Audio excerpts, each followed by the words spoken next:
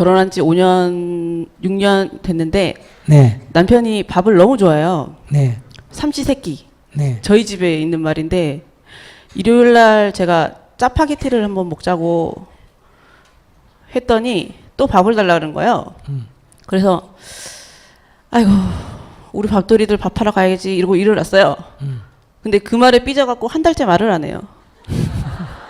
이게 결혼 초부터 그랬는데 이게 이제 가슴에 이제 응어리가 맺혀갖고 남편이 자기보다 몇 살 나이 그게 차이가 중요해요. 그게 예? 중요해요. 10살이 많아요. 10살이 많은 남편을 두고 밥돌이라 그래.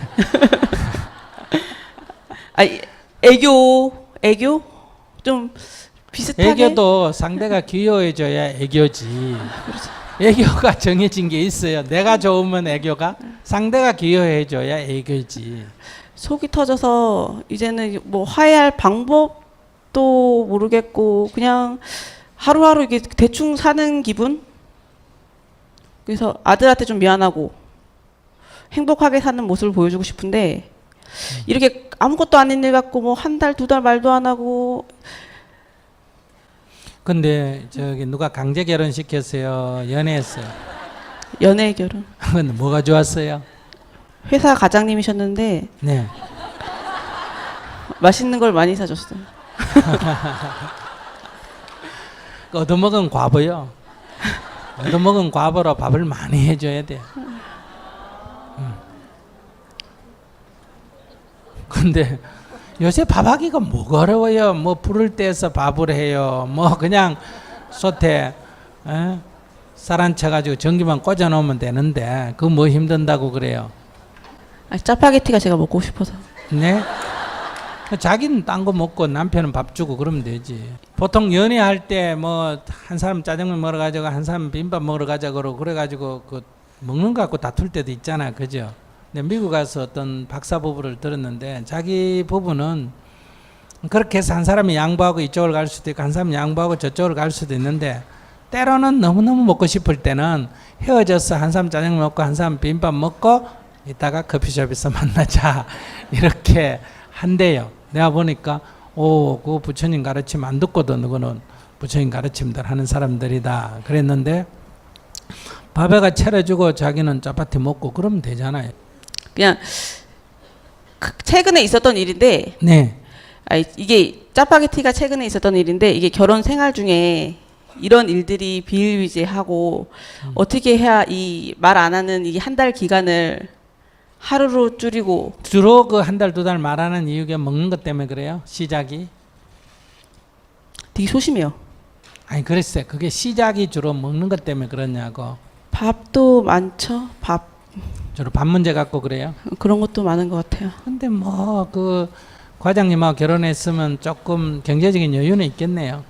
네, 지금 사장님이죠. 그러니까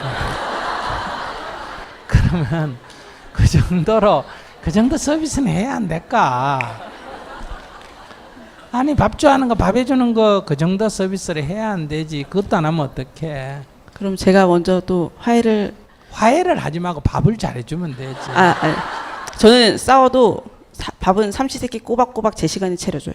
네. 밥만 잘해주세요. 그냥 자기 풀릴 때까지 놔두세요.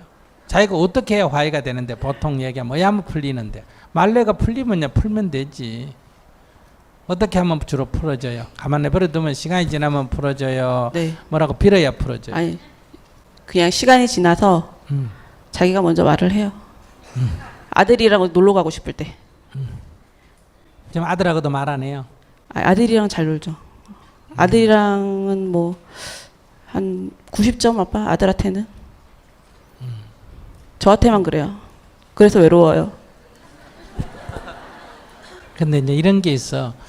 이렇게 위에 저기 상사하고 결혼을 했을 때 제가 외국에서도 한국에서 상사하고 결혼해서 나이 차이가 한 10살 차이 나는 경우를 봤는데 처음에는 상사가 아래 사람하고 결혼할 때는 어때요?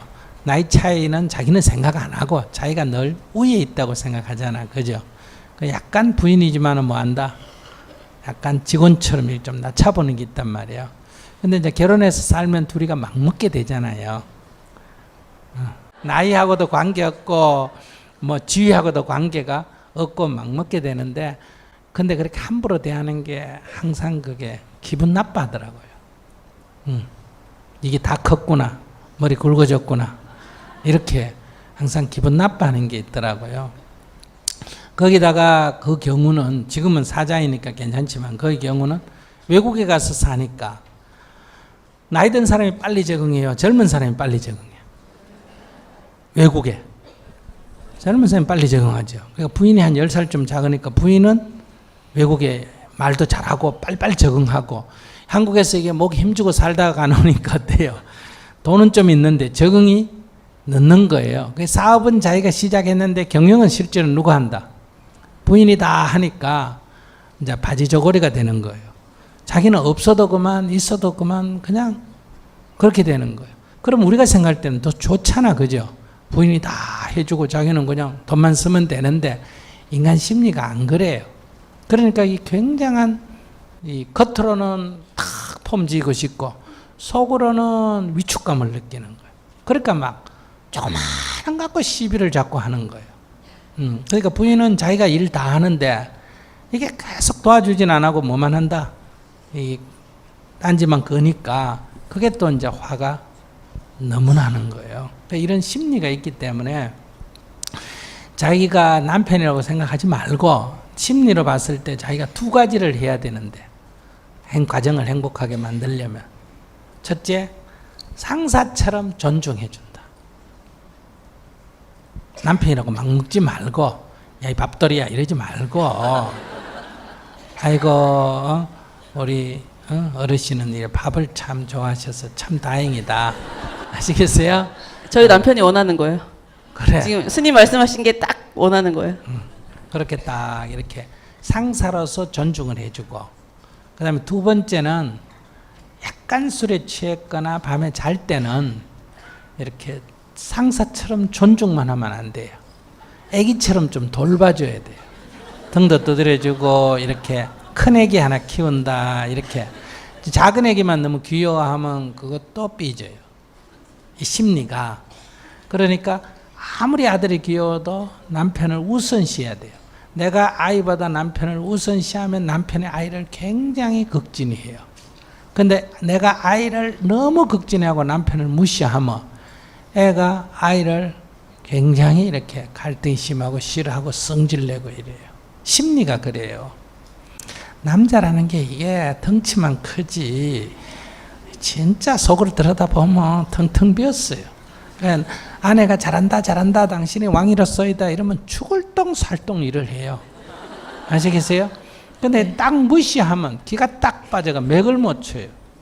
근데 자기가 그런 이제 상사로서, 그러니까 남편이라고 하지 말고 자기 남편이지만은 두 가지로 돼야 돼요. 하나는 정반대, 지금 두 가지 심리가 이분한테 있거든요. 하나는 어릴 때 엄마로부터 사랑을 못 받은 그런 심리가 있기 때문에 굉장히 이렇게 애기처럼 이렇게 돌봐줘야 되는 게 하나 있고, 또 하나는 이렇게 어른으로서 항상 깍듯이 존중해주는 태도가 필요해요.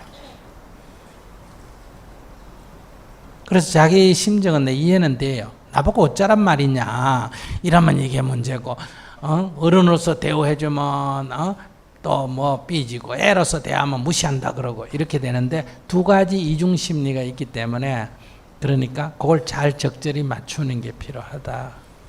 네, 감사합니다. 그렇게 해서는 살기 싫다. 내가 어떻게 그렇게 힘들게 살아요, 이렇게 생각하면 안녕히 계십시오 하고 헤어지고, 살려면 아까 자기가 말한 대로 뭐하게 살고 싶다, 행복하게 살고 싶다, 그러면 그렇게 맞춰서 살아야 돼요. 외국인하고 살면서 계속 된장찌개만 해주면 안 될 거 아니에요, 그죠? 아무거나 해주는 대로 먹어야지 이렇게 하면 안 되듯이, 그러면 가끔 피자도 해주고 가끔 빵도 해주고 이런 것처럼 그 맞춰줘야 돼요. 남편이 시골 출신이에요? 아니요, 서울에서 태어났어요. 서울에서 태어났는데 우리 제가 시골. 밥돌이가 있나? 우리같이 시골에서 태어나면 천하 아무것을 어머님이 좋은 걸 줘도, 어머님이 그렇게 키우셔서 아버님이랑 똑같아요. 근데 아빠 자기 따라하는 말투로 봐가지고 남편 무시하는 말투다. 내 아버지 닮았다 이런 소리까지 하지. 아니 그런 건 티 안 내죠. 제 속마음. 그 정도 눈치는 갖고 살아야 돼.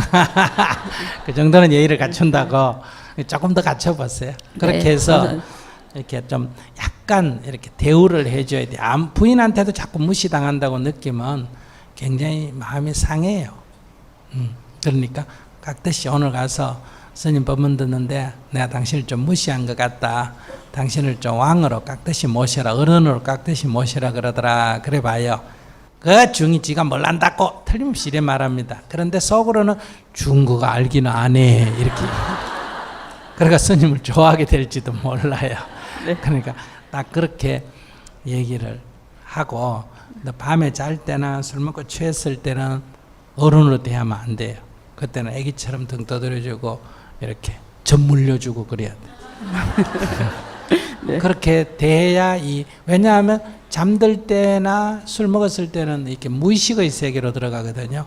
무의식의 세계로 들어가면 자기 나이나 이런 걸 잊어버리고 어릴 때 욕구 불만으로 이게 사람이 가게 돼요. 그러니까 그걸 잘 좀 다독거려 주는 게 필요하다. 그럼 행복하게 살 수 있어요. 네, 끝나고 스님이 말씀하신 대로 문자를 보내면은 아마 웃으면서 퇴근을 하지 않을까 싶네요. 감사합니다. 네.